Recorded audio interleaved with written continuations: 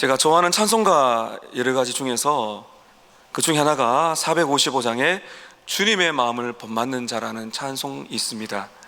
1절 가사에 보게 되면 험악한 세상을 이길 힘이 하늘로부터 임하는도다. 이 가사를 잘 읽어보면요, 이 땅을 살아가는, 이 땅은 험악한데 이 땅을 살아낼 힘, 내가 실패를 하고 내가 낙심하고 영적인 침체에 빠졌을 때 회복할 수 있는 힘이 나에게 없다. 어디서부터 오는가? 하늘로부터 온다. 외부의 자원, 하늘 자원이 우리에게 있어야 우리가 산다는 것입니다. 그 하늘 자원을 이제 두 글자로 하면 바로 은혜라는 것입니다. 은혜. 나 스스로 회복할 수 없기 때문에 하나님께서는 은혜를 멈추지 않습니다. 우리는 지금 보고 있는 엘리야라는 사람은 죽고 싶을 정도로 절망하고 좌절하고 모든 것을 포기하고 싶어서 그렇게 하나님 앞에, 하나님 제 생명을 좀 데리고 가시지요, 이런 기도를 할 정도로 바닥에 떨어졌습니다. 나는 인생을 낭비하고 있어요. 나는 지쳐서 아무런 쓸모가 없습니다. 할 일이 없습니다. 하나님, 그렇게 회복의 길이 보이지 않았지만 하나님께서는 엘리야를 회복시켜 주셨습니다. 엘리야가 회복되었어요. 또 회복되어 갑니다. 우리가 영적인 침체에서 회복된다는 그 증거 중에 하나가 무엇인가 하면 인생의 목표가 발견되는 것입니다. 내가 살아갈 이유, 살아갈 목적, 그리고 내 인생을 누가 이끌어가는가, 내가 내 인생을 찾아서 발버둥 치는 것이 아니라 보이지 않는, 그러나 온 세상을 창조하신 하나님께서 나의 인생을 부르고 계시고 나는 그분의 뒤를 따라간다, 이것을 깨닫는 것이 회복의 그런 걸음이 되는 것입니다. 오늘 말씀 보게 되면 엘리야가 벌떡 일어납니다. 그리고 하나님이 맡기신 일을 합니다. 그리고 엘리야는 혼자가 아니라 엘리사라는 사람을 만납니다. 저는 오늘 이 엘리야와 엘리사, 이 두 사람이 하나님의 부르심을 받고서 함께 하나님을 따라가는 그 삶을 살아가는 모습을 저는 세 가지로 여러분께 그리고 싶어요. 여러분 기억하십시오. 우리는 하나님을 따라가야 삽니다. 예수를 따라가야 삽니다. 이것은 불변하는 진리입니다. 하나님을 따라가시기를 축복합니다. 그럼 하나님을 따라간다는 것이 무엇일까요? 어떻게 하면 내가 이 인생을 내가 좌지우지 아니하고 하나님을 따라가는 것일까요? 인생의 절망에서 일어나 새 힘을 얻은 우리가 어떻게 하면 하나님을 따라가는 것일까요? 첫 번째입니다. 하나님을 따라간다는 것은 함께 신앙생활하는 사람을 찾는 것입니다. 함께 신앙생활하는 사람을 찾아요. 무슨 말인가 하면은 희망이 없고 지쳐 있으면은 늘 혼자 살아갑니다. 그러나 회복이 되어서 하나님을 향하여 하나님이 주신 인생의 목표를 딱 깨닫고 살아갈 때는 혼자가 아니에요. 함께 살아갈 사람을 찾고, 하나 더 따라 하실까요? 신앙을 다른 사람에게 전수합니다. 여러분, 전수가 뭔지 아세요? 좋은 것을 전해주셔야 되죠. 전수입니다. 하나님을 따라가는 것은요, 외골수가 아니에요. 신앙은 절대로 외골수면 안 됩니다. 하나님을 따라간다는 이 건강한 신앙은 더불어 함께하는 사람이 있다는 거고요, 그리고 좋은 영향을 미치면서 신앙을 전수하는 것입니다. 이것이 하나님이 우리에게 맡겨준 일이에요. 주님을 따라가기를 원하십니까? 하나님은 여러분들에게 더불어 함께할 사람을 찾게 하십니다. 그리고 그에게 여러분 안에 있는 신앙을 전수하기 원하십니다. 다시 말하면 하나님을 따라간다는 것은 혼자서 뚜벅뚜벅 걸어가는 것이 아니라 하나님을 따라간다는 것은 더불어 신앙을 전수하고 믿음의 길을 함께 걸어가는 것입니다. 여러분 15절 한번 보실까요? 15절을 보게 되면 지쳐서 길을 떠나지 않는 엘리야에게 이렇게 말씀하시죠. 여호와께서 그에게 이르시되 너는 내 길을 돌이켜 광야를 통하여 다메섹으로 가라. 너는 너의 길을 돌이키라. 지금까지 달려온 길은 무엇입니까? 혼자 남는 길이에요. 망하는 길입니다. 침체에 빠지는 길입니다. 점점 나는 외롭고 슬프고 아프고 죽고 싶은 혼자 살아가는 길이지만은 하나님이 말씀하십니다. 너는 너의 길을 돌이키라. 돌이켜서 내가 지금 너희에게 맡겨준 일을 해라. 그 일이 무엇입니까? 한번 따라 하실까요? 하나님께서 나에게 맡기신 일은 사람을 세우는 것입니다. 사람을 세우는 거죠. 우리는 인생을 마무리하고 끝이 나지만 남는 것은 무엇입니까? 나에게 영향을 받은, 신앙을 전수받은 사람이 남는 것입니다. 하나님께서는 엘리야를 이렇게 축복하시는 것이죠. 너는 너의 길을 돌이키라. 혼자가 아니라 너는 사람을 찾아내어서 그에게 너에게 있는 신앙을 전수해 주라는 것입니다. 16절 끝을 보세요. 엘리사에게 기름을 부어 너를 대신하여 선지자가 되게 하라.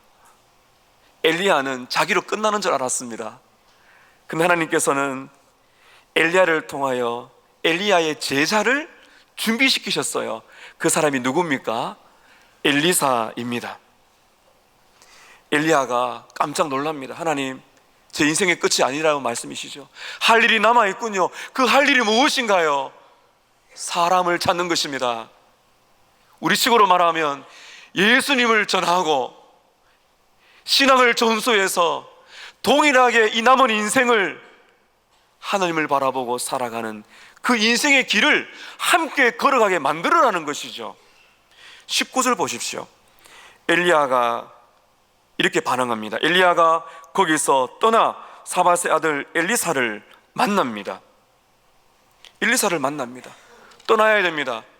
여러분, 하나님께서 여러분의 삶을 항상 인도하시기를 축복합니다. 주님의 길을 가셔야 돼요. 주님의 일을 하셔야 됩니다. 그 일은 뭐라고요? 가장 중요한 것은요, 사람을 찾고 사람을 세우는 것입니다. 계속 읽어볼게요. 엘리사를 만나니 그가 12교리소를 앞세우고 밭을 가는데, 밭을 가는 한 사람을 만났습니다. 자기는 12째 교리소를 함께 있더라. 엘리야가 그리로 건너가서 무엇을 그 사람에게 던집니까? 겉옷을 던집니다. 여기서 우리 해석이 좀 필요합니다. 배경 지식이 좀 필요한데, 엘리야는 하나님의 명령을 따라 엘리사를 찾아갔어요. 근데 말을 하지 않습니다. 겉옷을 벗어서 겉옷을 던집니다. 이게 뭘까요?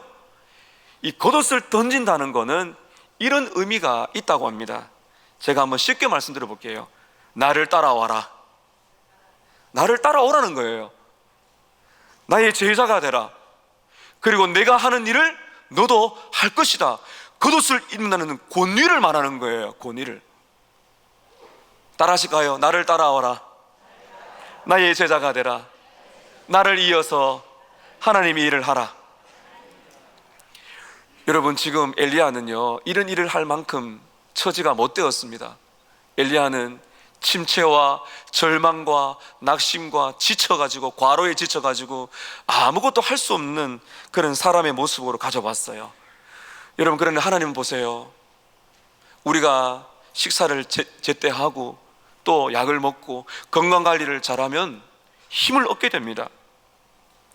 우리는 지난 과거의 고난과 아픔과 눈물과 절망이 인생의 낭비라고 생각하지만은 하나님은 그렇게 생각하지 않습니다. 여러분, 지금 여러분께서 이 중에 제가 뵈니까 함께 기도하는 참 질병 때문에 고통하는 분이 계세요. 나는 아무것도 할 수가 없고 내 인생은 의미가 없다라고 생각할 수가 있습니다. 여러분, 그런데요, 엘리야가 그 자리에서 머물지 않고 하나님께서 은혜를 주셨을 때 고난이 양분이 됩니다. 자양분이 됩니다. 무엇을 위해서요? 다른 사람을 살리는 데 쓰임을 받게 되는 것입니다. 내가 고난받고 내가 아파보고 내가 절망해서 정말 죽고 싶을 만큼 낙심한 것을 경험한 것은 예수를 만나고 하나님 은혜 안에 딱 들어가게 되면 인생의 낭비가 아니에요. 다른 사람을 살려내고 다른 사람을 이해하고 다른 사람의 아픔을 알 수 있는 그런 사람으로 만들어 주시는 것입니다.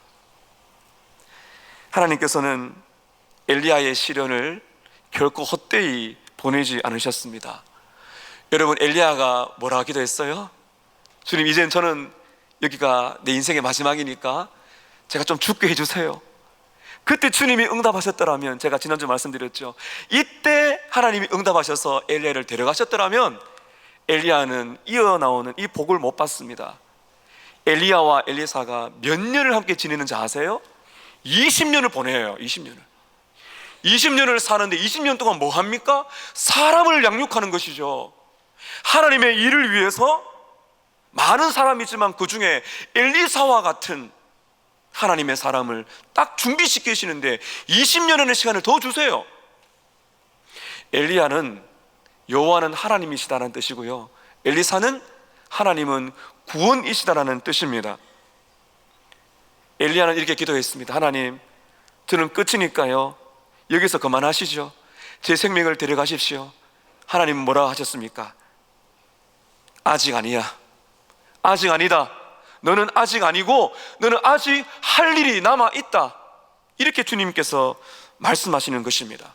사랑하는 성도 여러분, 오늘 하나님께서 우리에게 생명을 주신 이유는 그냥 남은 인생을 그냥 살라고 하신 것이 아니에요. 아직 우리에게 할 일이 남아있기 때문입니다. 살아갈 이유가 있습니다. 우리는 살아갈 목적이 있고 해야 할 일이 있기 때문입니다. 그것은 바로 사람을 살리고 사람을 키우는 신앙을 전수하는 그 위대한 일에 하나님 우리를 계속 부르시고 따라오라고 하시는 것입니다. 제가 존경하는 미국의 필라델피아의 제10 장로교회, 지금은 돌아가셨는데 제임스 보이스 목사님이 계신데요, 저는 이 목사님 책을 참 가까이서 많이 읽는 편입니다. 참 훌륭하신 목사님이 간암 선고를 받았습니다. 암 투명하시다가 낫지 않아서 이제 살 날이 얼마 남지 않았다는 선고를 받았습니다. 제임스 보이스 목사님은 찬송가를 짓는 재능이 있었어요. 그래서 돌아가시는 날이 다가옴에도 불구하고 죽을 날이 얼마 남지 않았을 때 제임스 보이스 목사님은 이런 제목의 찬송을 만들었습니다. 제목이 우리의 구원이 오직 하나님의 은혜로 라는 제목입니다.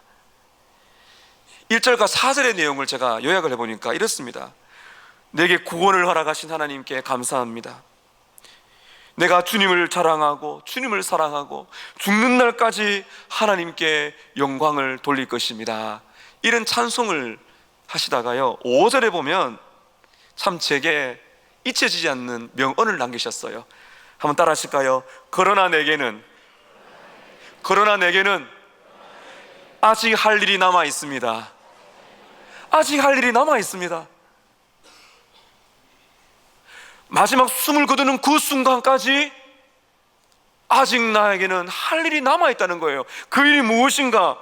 성도들을 섬기고 생명의 말씀을 전해서 천국의 길로 인도하는 나도 주님 따라가고, 그리고 많은 사람들에게 죽는 그 순간까지 예수를 전해서 영원한 본향으로 천국으로 오게 하는 그 삶을 위하여 나는 아직 할 일이 남아있다는 것입니다. 성도 여러분, 때가 되면 우리는 다 인생의 무대에서 내려와야 됩니다. 아무리 화려해도 내려와야 될 때가 있습니다. 여러분, 19절 끝을 다시 한번 보십시오. 겉옷을 던졌습니다. 이건 어떤 의미라고요? 나를 따라와라. 이 중에는 여러분 깊은 이런 뜻이 있어요. 엘리사야, 나의 때는 끝이 있다. 내가 해야 할 일을 너가 전수 받아야 된다는 것입니다. 무대에서 내려온다는 걸 알고 있어요. 사랑하는 여러분, 우리들도 겉옷을 던질 때가 있습니다. 그것은 무슨 말입니까? 나는 인생의 무대에서 내려와야 되고, 나는 다른 사람들에게 기회를 주고 신앙을 전수해야 될 겉옷을 넘겨주어야 할 때가 있다는 것입니다. 그러나 감사하게도 하나님께서는 오늘 저희에게도 여러분에게도 시간을 주셨습니다.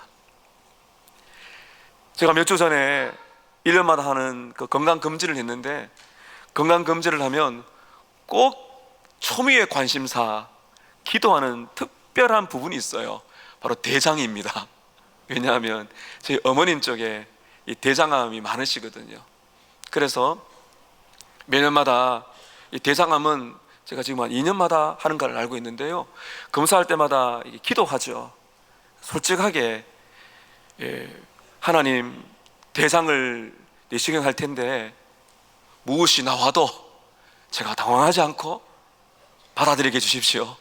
기도했더니 이번에 용종도 하나도 없이 깨끗한 그런 결과를 받았습니다. 그때 제가 주님께 고백했죠. 주님, 아직도 시간을 주셨군요. 아직도 제게 할 일이 남아있군요. 그 일이 무엇입니까? 여기에서 여러분에게 생명의 말씀을 전하여 신앙을 전수하는 것이죠.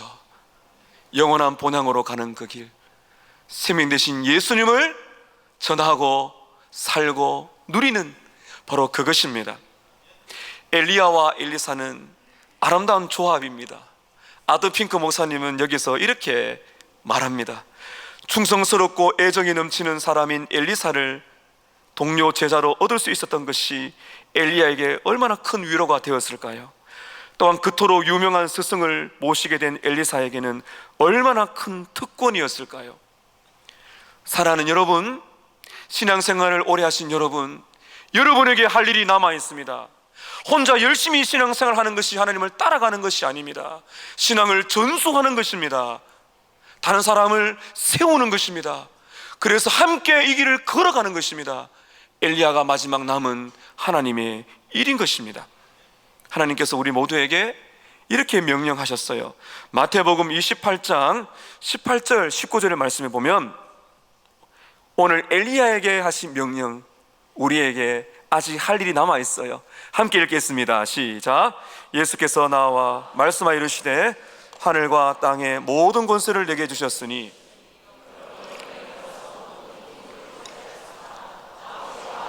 성령의 이름으로 세례를 주고,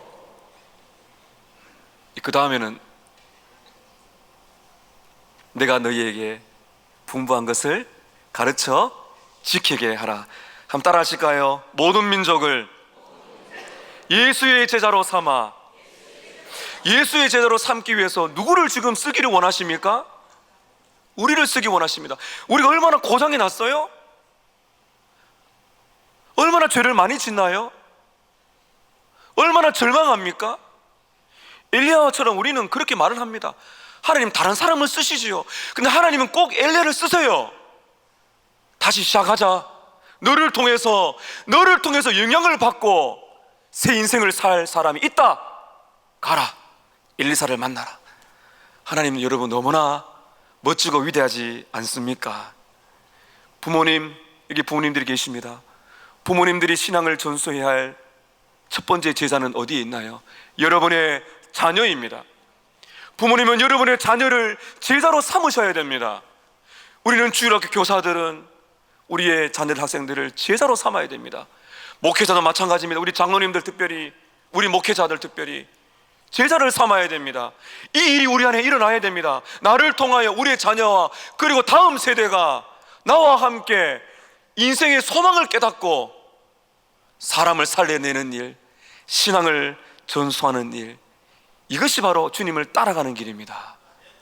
아직 우리에게는 할 일이 남아 있습니다. 남아 있습니다. 그러기에 오늘이란 이 시간이 우리에게는 너무나 특별한 선물입니다. 두 번째입니다. 하나님을 따라간다는 것은 하나님의 부르심을 듣는 것입니다. 나를 향하신 하나님의 부르심을 듣는 것입니다. 엘리야는 엘리사를 찾아가 겉옷을 던졌습니다. 나를 따라와라. 나의 제자가 되라. 나를 이어서 선지자의 일을 하라. 엘리사는 이 부름을 받았습니다. 엘리야를 따라가야 됩니다. 엘리야를 따라간다는 것은 하나님의 부르심을 받는 것입니다. 여러분, 성경을 읽어보시면요, 놀라운 외침이 있어요. 신약 성경을 읽어보면 예수님께서는 이렇게 외치십니다. 나를 따라오라. 나를 따라오라. 이렇게 말씀하세요. 제가 몇 군데 말씀을 같이 한번 보도록 하겠습니다. 예수님께서 이 땅에 계실 때 사람들에게 이렇게 말씀하셨습니다.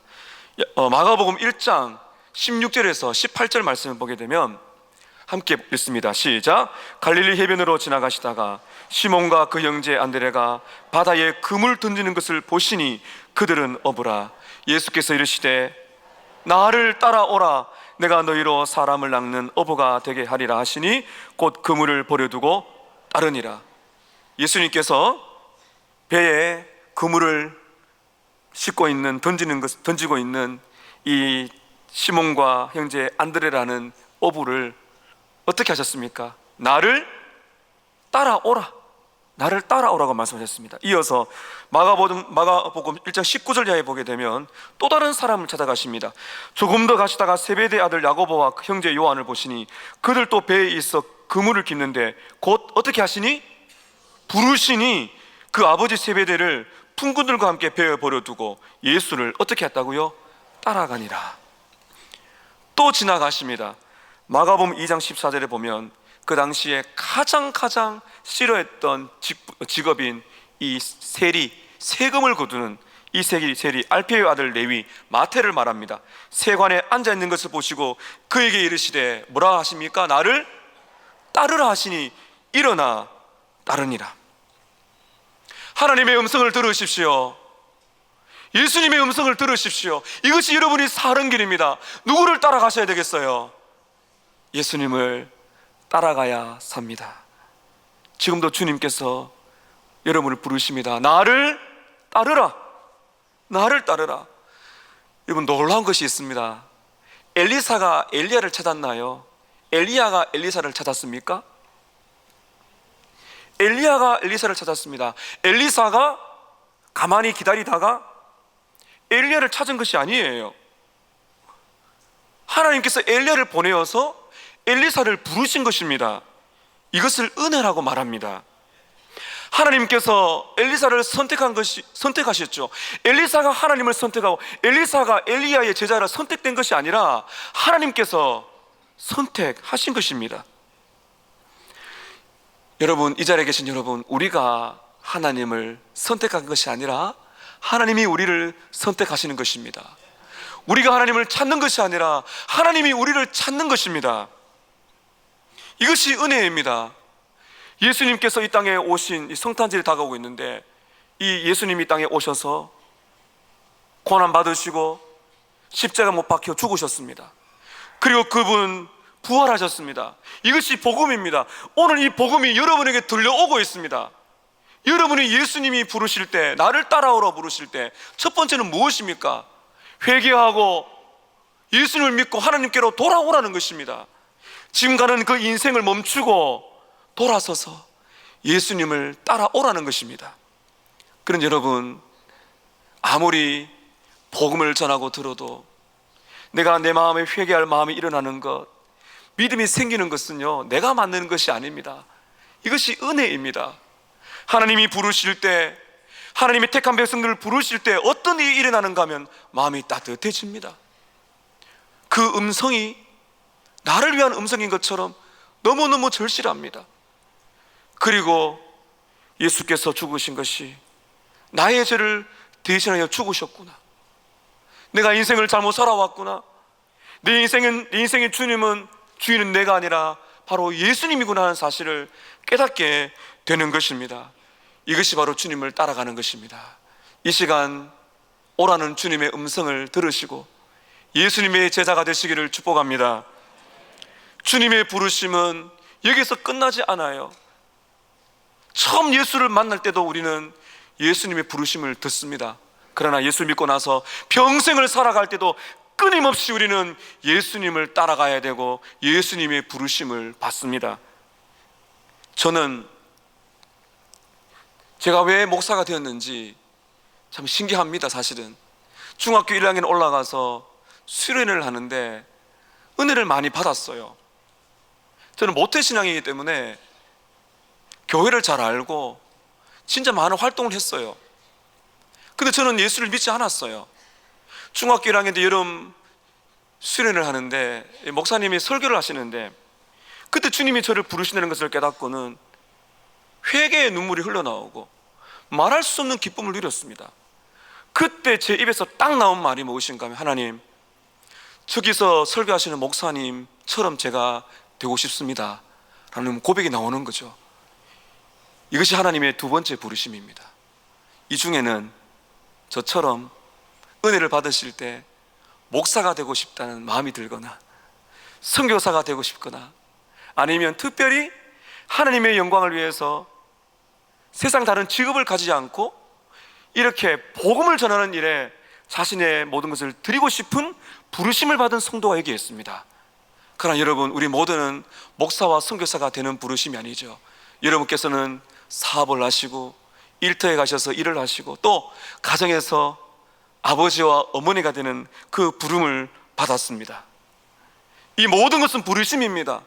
목사가 되든지 선교사가 되든지 가정의 아버지가 되고 어머니가 되고 일터에서 일을 하는 모든 부르심은 하나님의 영광 쏘는 부르심입니다. 어떤 일을 위한 부르심일까요?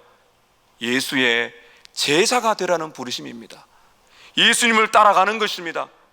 살아가는 광경은 다를지라도 나를 통해서 내 주인이 누군지를 보여주고, 직업이 일터가 단순한 밥벌이가 아니라 나를 통하여 살아계신 예수가 드러나게 하는 바로 그 통로로 쓰시기를 원하시는 바로 그것이 우리 모두의 부르심인 것입니다. 여러분, 그래서 학생이 캠퍼에서 가고 학교에 가서도 부르심을 받는 거예요. 공부하고 학생이 열심히 살아가는 것, 바로 예수님을 드러내는 것입니다. 여러분, 그래서 우리는 모두는 이 부르심을 받는 것입니다. 따라하십시다. 예수가 부르는 소리, 그 음성이 부드러워. 따라하십시다. 나를 따라오라. 주가 부르시는 곳에 어디서든지 주를 따를 것입니다.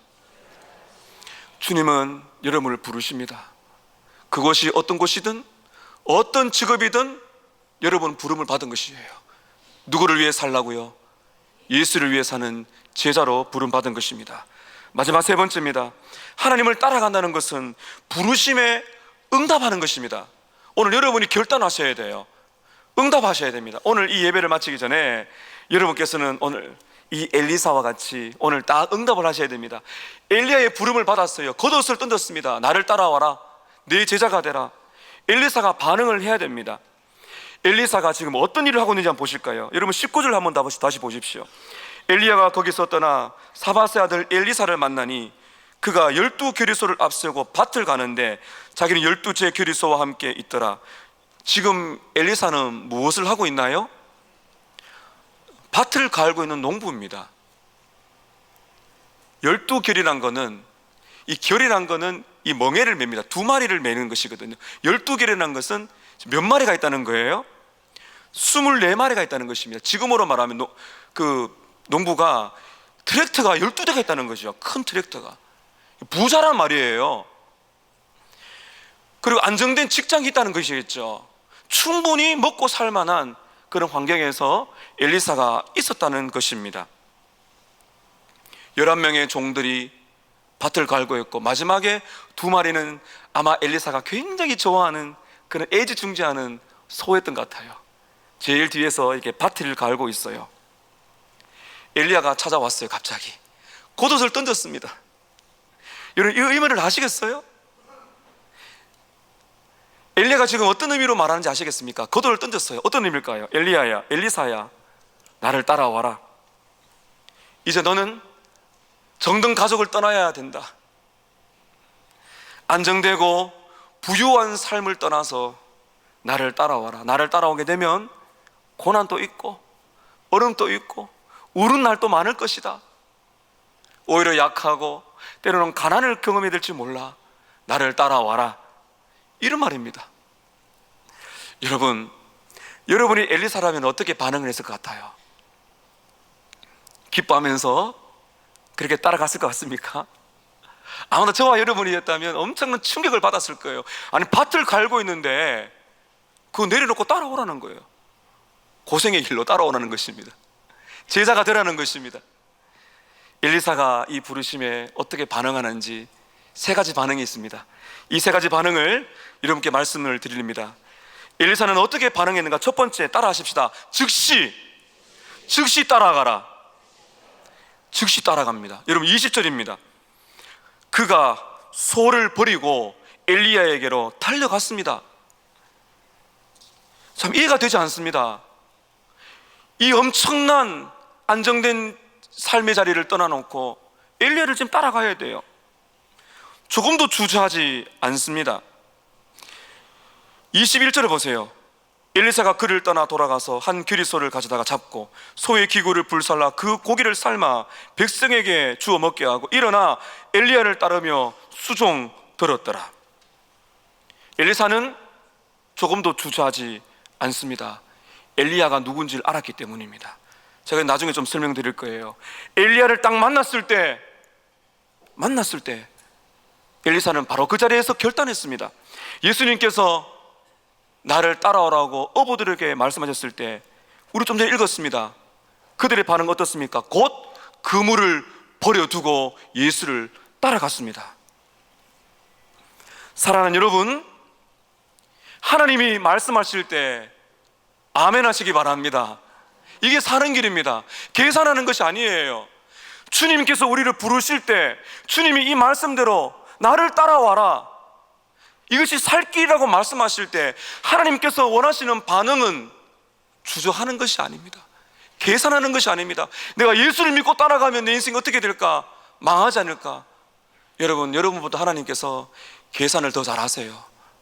주님을 즉시 말씀을 들으셨을 때 여러분 고민이 되시지만은 이 말씀대로 살아보자, 이 말씀에 나의 인생을 걸어보자, 아멘 하고 따라가는 것입니다. 이것이 바로 주님이 원하시는 제자의 삶이에요. 두 번째입니다. 두 번째 부르심에 대한 반응, 두 번째 따라 하십시다. 기쁨으로 따라가라. 기쁨으로 우리는 예수님을 따라가야 됩니다. 20절 끝을 보십시오. 20절 중반에 엘리사가 이렇게 엘리야에게 요청을 합니다. 청하건대 나를 내 부모와 입맞추게 하소서. 그리한 후에 내가 당신을 따르겠습니다. 아버지 어머니에게 작별 인사를 하고 이제 따라가려고 딱 마음을 잡았어요. 20절 하반에 엘리야가 어떤 말을 합니까? 그에게 이르되 돌아가라, 내가 너에게 어떻게 행하였느냐 하니라. 우리나라 성경을 읽으면 잘 이해가 되지 않는데 여러분 영문이나 원어를 좀 보시게 되면 제가 풀이하면 이런 뜻입니다. 엘리사야, 내가 너를 따라오라고 부른 것이 아니라 너를 부르신 이는 따로 있다는 거예요. 내가 너에게 행한 것은 억지로 너를 따라오라고 한 것이 아니야. 너를 부르신 이가 있다. 그분은 누구라는 것입니까? 하나님께서 너를 부른다. 내가 결단을 하라는 것입니다. 여기에 제가 여러분에게 압력을 넣는다고 여러분이 결단할 수 있는 것이 아니에요. 여러분이 마음을 다해서 오늘 내가 누구를 따를 것인가, 그것을 여러분께서 결정을 하셔야 되는 것입니다. 엘사는 얼마나 기뻤던지 21절을 보십시오. 여러분 21절을 잘 보셔야 돼요. 자, 21절 함께 읽습니다. 시작. 엘리사가 그를 떠나 돌아가서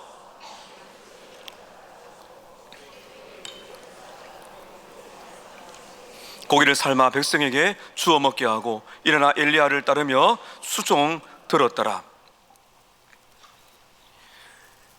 억지로 따라갔더라면 아버지를 만나서 어떤 일을 해야 될까요? 함께 울면서 아버지, 엘리야가 저를 불러요. 저는 정말 따라가기 싫은데 이 아버지 곁을 떠나면 고생을 하게 되는데 엘리야가 부르니까, 엘리야 선생님이 부르니까 따라가야 되겠죠. 이런 말을 할 수 있습니다. 그러나 여러분 잘 보세요. 그가 떠나 돌아가서 무엇을 잡습니까? 소를 잡습니다. 자기가 좋아하는 소죠. 그리고 이 소의 기구, 이 멍에, 그리고 농기구를 다 불살라 버리고요, 그 고기를 삶습니다. 누구에 줍니까? 백성에 줍니다. 여러분 이 그림이 뭔지 아시겠어요? 지금 뭐를 배설하는 거예요? 잔치를 배설하는 겁니다. 그렇죠? 소를 잡고 무슨 말입니까? 백성들, 동네 사람을 모아놓고 기쁜 거예요. 내가 이제 부름을 받았습니다. 여러분 엘리야가 누굽니까? 우리는 별로 감동이 없지만 엘리사에게는 엘리야가 엄청 감동이 되는 거예요. 무슨 말인가요? 당대의 최고의 영적인 지도자예요. 모두가 다 엘리야를 만나고 싶어 합니다. 그런데 갑자기 기대치 못한 순간에 엘리야가 찾아와서 겉옷을 던집니다. 나를 따라와라. 엘리사는 엘리야를 알았을 거예요. 소문을 들었습니다. 이 엘리야를 한 번 만났으면 좋겠는데 한 번 만나는 것이 아니라 제자가 되라는 거예요. 이 영적인 지도자가 말입니다. 만나고 싶었던 영적인 스승이 찾아와서 나를 따라와라. 고생 많이 할 것이다. 고생 많이 할 것이다. 고생이 중요한 것이 아니라 엘리야를 따라가는 그 삶이 너무나 매력적이기 때문에, 너무나 영광스럽기 때문에, 너무나 큰 기쁨이 있기 때문에 엘리사는 엘리야를 따라갔던 것입니다. 여러분에게 그런 일이 있는지는 모르겠어요. 제가 실화는 아닌데요, 제가 한번 제게 일어났으면 좋겠다는 그러한 제가 이야기를 한번 가정해 보겠습니다. 제가 신학생으로서 공부를 하고 있는데 공부도 잘 안 되고 너무 힘들어요. 그래서 아이고 뭐 신학교 그만두고 이제 하산할까, 다른 걸 할까 막 고민하고 있는데 갑자기 누가 저의 어깨를 똑똑 두드립니다. 돌아보니까, 여러분 제가 이 설교를 할 때 제 영적인 멘토 자주 말씀을 드렸는데 그 미국의 목사님 기억나십니까? 예, 존 파이퍼 목사님이에요. 이런 별로 감동이 안 되시지만 저는 감동이 굉장히 되거든요. 존 파이퍼 목사님 저희 어깨를 두드리는 거예요. 나를 따라올래? 나를 따라오면 내 모든 목회의 비밀을 다 전수해 줄게. 그런데 말이지, 너 비자도 받아야 되고 가면 너 그 생활비 네가 다 벌어야 돼. 고생 많이 할 거야. 이런 제가 어떤 결단을 했을까요? 진짜 그런 일이 났다라면 어떤 고난과 어려움이 있어도 저는 따라갈 거예요. 왜냐하면 최고의 영적 지도자를 만나서 그분으로부터 배우게 된다면 이런 제가 어떤 사람이 될까요? 그 가치를 아는 것입니다. 그 가치를 알았기 때문에 엘리사는 모든 것을 내려놓고 그냥 가는 거예요. 그의 인생을 걸만한 것이죠. 여러분에게 묻겠습니다.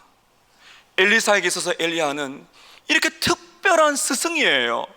그런 스승을 만나는 것이죠. 그런 스승을 만난 것입니다. 여러분, 그런데 엘리야보다도 비교할 수 없는 여러분의 스승이 있습니다. 누구십니까? 예수님입니다. 예수님이 부르실 때 팔짱 끼고 계산하고 그렇게 해서는 안 된다는 것이죠. 여러분, 예수님께서 하신 일을 잘 들어보세요. 예수님은 여러분을 사랑하셔서 자신의 모든 것을 내어주셨습니다. 십자가에서 죽으셨습니다. 십자가에서 죽으신 것이 희생이라고 말하지 않았습니다. 예수님은 여러분의 죄를 대신해 죽으실 때 아깝다, 희생이다, 내가 큰 희생을 치루었다라고 말하지 않으세요. 예수님은 십자가에서 죽음이 기쁨이라고 말씀하십니다. 히브리서 12장 2절에 보면 이렇게 말합니다. 읽습니다. 시작. 믿음의 주여 온전케 하시는 이인 예수를 바라보자. 그는 그 앞에 있는 무엇을 위하여? 기쁨을 위하여 무엇을 참으셨다고요? 십자가를 참으사 부끄러움을 개의치 아니했다. 십자가는 부끄러움이에요. 옷을 다 벗깁니다. 십자가는 고통입니다. 사람을 매달려 놓고 못을 박아서 피와 물을 다 쏟으면서 혼절시키는 것이 십자가예요. 근데 여러분, 히브리 12장 2절에 뭐라고 말하고 있습니까? 예수님은 예수님 앞에 있는 기쁨을 위하여 십자가를 참았다. 이렇게 질문을 드릴게요. 십자가를 참을 만큼의 기쁨이 무엇이었을까요?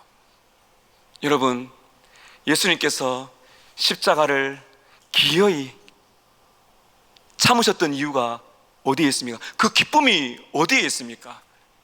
그 기쁨이 여기에 있습니다. 여러분이 예수를 믿고 십자가를 통하여 하나님의 자녀가 되는 것, 그것이 예수님의 최고의 기쁨인 것입니다. 그것을 십자가에서 아시는 거예요. 십자가를 통하여 죽어가는 생명들이 지옥에서 벗어나 영원한 천국으로 들어가는 여러분을 바라보시면서 주님은 기뻐하셨던 것입니다. 이 사랑을 우리가 받았습니다. 이 은혜를 받았습니다. 여러분, 제가 지금 정확하게 인용을 하고 있는지 모르지만은 스티브 잡스는요, 소크라테스와 함께 점심을 내가 먹는다면 내 모든 재산을 다 넘기겠다 했습니다. 제가 충격적이었어요.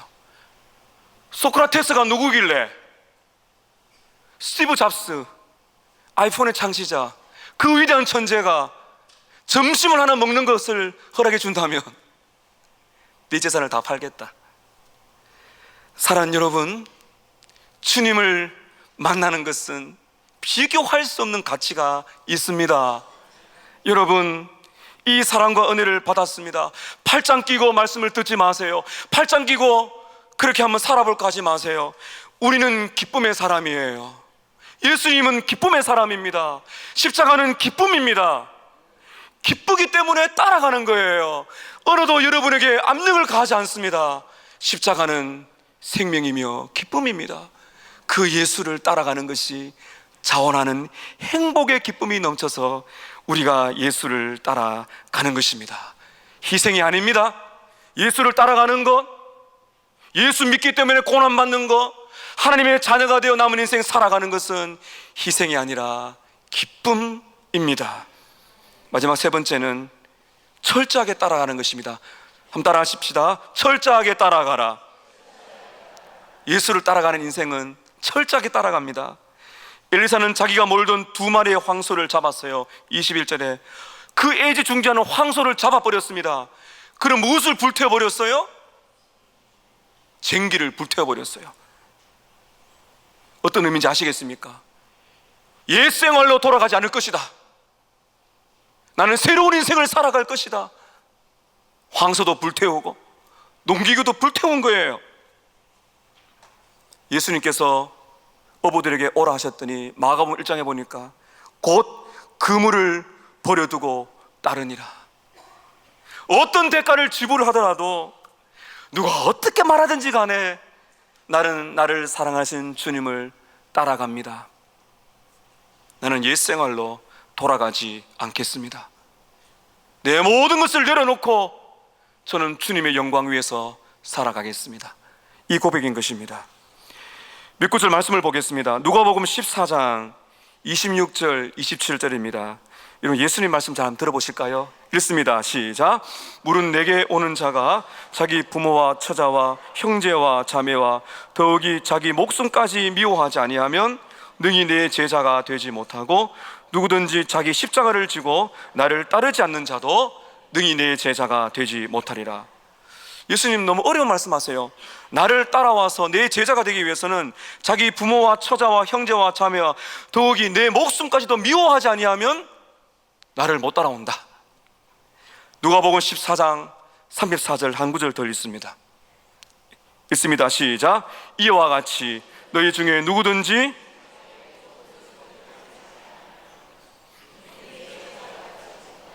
예수님의 제자가 되려면 능히 무엇을 버리라고요? 자기 모든 소유를 버리라고 말합니다. 예수님의 진의를 아셔야 됩니다. 예수님을 따라간다는 것, 하나님의 자녀가 된다는 것이 정말 재산도 다 버리고 직장 포기하고 가족을 떠나고 부모를 미워하라 이 말이 아니에요. 내 인생의 최고의 우선순위를 누구를 두라는 것이에요? 예수님을 두라는 것입니다. 이것이 복음입니다. 예수님을 최고의 우선순위로 두지 아니하면 욕망에 빠집니다. 소유욕에 빠집니다. 자식이 부모의 소유가 되고 물질과 명예와 특권과 자랑할 수 있는 많은 그런 것들, 직장과 연봉, 내가 잘할 수 있는 이런 것들, 거기에 딱 매여요. 심지어 부모와 자녀와 배우자도 욕망이 들어갑니다. 주님이 뭐라 말씀하십니까? 그 모든 것들을 나보다 더 사랑해서는 안 된다 이 말이죠. 예수님을 가장 사랑하라. 여러분 왜 그런지 아십니까? 예수님만큼 여러분에게 사랑을 보여준 분이 없기 때문입니다. 그분이 여러분에게 모든 것을 내어주셨어요. 그래서 그분은 우리의 최고의 사랑을 받을 만한 자격이 있기 때문입니다. 내 것이라고 쥐고 있으면 망하는 길입니다. 손을 딱 내려놓고 모든 것 위에 나의 식구들, 물질, 명예, 그 모든 것들을 내려놓고 그 위에 예수님을 두라는 것이죠. 여러분 그렇게 살아갈 때 얼마나 기쁜지 몰라요. 때로는 여러분 연고가 없는 다른 곳으로 부르실 때가 있습니다. 제 이야기입니다. 저는 창원에 하나님의 부르심을 따라 왔어요. 친구들도, 그리고 우리 아이들이 있는 정착지도 다 떠났어요. 제가 이 남설교회에서 여기로 오니까 남설교회 성도님들이 저에게 그러시더라고요. 목사님 존경합니다. 왜요? 하니까 모든 것을 버리셨군요 그러시더라고요. 아니 왜요? 하니까 아니 그 먼 곳 창원으로 가시지 않습니까? 강남 사람들은, 서울 사람들은 서울만 벗어나면 다 지방이고요, 이 남해의 창원은 그분들이 못 들어봤거든요. 참 죄송하지만 저도 창원에 한 번도 온 적이 없어요. 아이들의 교육, 사례비, 그리고 논의한 적이 없습니다. 나에게 어떤 대우를 해줄까? 그런 것이 중요한 것이 아니에요. 하나님이 딱 부르실 때 수도권을, 죄송하지만 저도 몇 달 정도 수도권에 있고 싶었습니다. 하나님 다 막으시더라고요. 다 막으세요. 그리고 창원으로 보냈어요. 창원으로 와보니까 창원이 큰 도시입니다. 인구 100만의 도시인데 얼마나 좋은지 모릅니다. 하나님이 보내시니까요, 생각지도 못했던 복들이 옵니다. 사랑하는 성도 여러분, 하나님을 위하여 여러분의 모든 것을 내려놓아 보세요. 좀 불편해도 하나님 여러분에게 물질을 주실 때 그 물질에 따라가지 않습니다. 그 물질, 직업, 가족 주실 때 그 모든 것을 하나님의 영광에 쓸 수 있는 믿음의 사람이 딱 됩니다. 사랑하는 여러분, 아직도 우리에게는 할 일이 남아 있습니다. 제자를 삼고 다른 사람 그 인생을 건져내어서 새 소망 가운데 살게 만들 수 있는 그 일을 위하여 우리는 아직 할 일이 남아 있습니다. 제자를 삼으세요. 신앙을 전수하세요. 또한 우리는 주님의 부르심을 받고 즉시 기쁨으로 모든 것을 내려놓고, 아멘, 저는 주님을 가장 사랑합니다, 주님을 가장 기뻐합니다, 내 모든 것을 통해서 홀로 영광 받으시옵소서, 즐거이 따라갈 때 우리 남은 인생은 주와 함께하는 동행의 길이 될 줄로 믿습니다.